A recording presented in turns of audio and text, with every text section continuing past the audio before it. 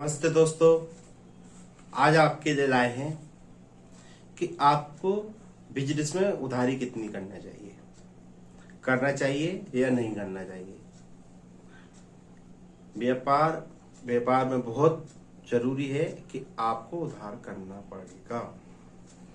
क्यों? क्योंकि जब ग्राहक आपसे रेगुलर माल लेने की उम्मीद करता है, जब वो एक बार आता है या दो बार आता है या बार बार आपसे माल लेता है, तो वो आपसे उम्मीद करता है कि उसको कुछ सुविधा मिले, मगर वो सुविधा का दुरुपयोग भी करता है।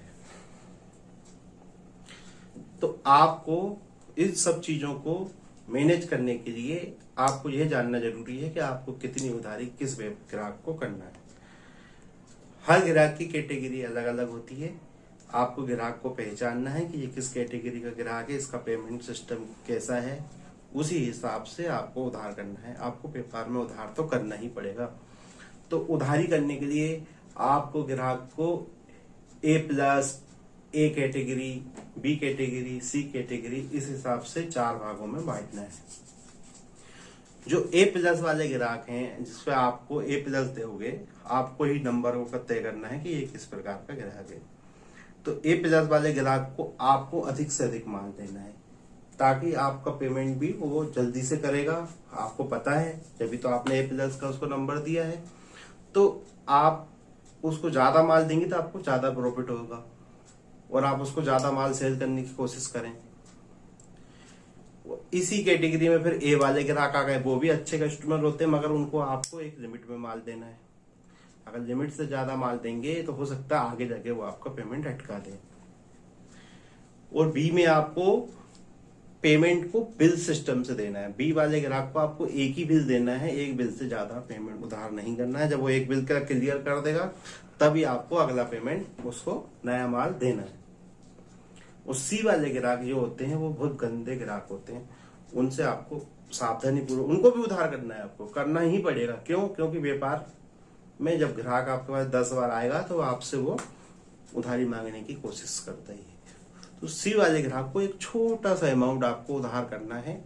जब वो पेमेंट कर दे, फिर उसको अगला बिल पे बढ़ाना है, ताकि वो आपकी ग्राहकी बनी रहे। ये मल्टीपर्पज ग्राहक जब सारे होंगे, जब ही आपका माल की कटिंग बढ़ेगी और आपकी सेल बढ़ेगी। क्योंकि केस में एक सीमा है कार्य करने की। अगर नगद आप माल बेचोगे, तो आप नगद माल बेचने के लिए आप एक सीमित समय के लिए काम कर पाएंगे, और ज्यादा आगे बढ़ने के लिए आपको उधारी का प्रयोग करना है। उधारी में आपको ग्राहक से लड़ना नहीं है। भाई, आपने किसी को बिल दिया है, कभी भी ग्राहक से झगड़ा नहीं करना है किसी भी स्थिति में, भले आपका पैसा डूब जाए। अगर आपका पैसा डूबता है, आपको नुकसान होता है, तो होने दो। वैसे भी ग्राहकी में, दुकान में दुकानदार का लॉस हो जाता है, तो दुकानदार सहन कर लेता है, अपने को मार्जिन में से प्रॉफिट मिल जाता है।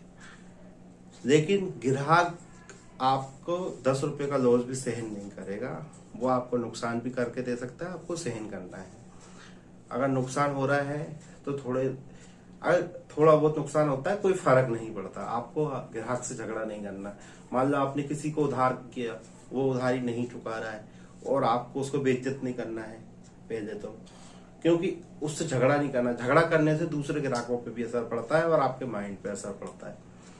आपको किसी भी कस्टमर से झगड़ा नहीं करना। आपका पैसा का डूबता है तो डूबना, आपको बहुत प्यार से ही पैसे को मांगना है हमेशा, और उसको लेने का प्रयास करते रहना है। और ज्यादा अगर आपको कोई लगता है कि ये पैसा आपको नहीं मिलेगा, तो आपको अपना समय बर्बाद नहीं करना, क्योंकि उसको पैसा वसूलने में आपको बहुत समय चला जाएगा।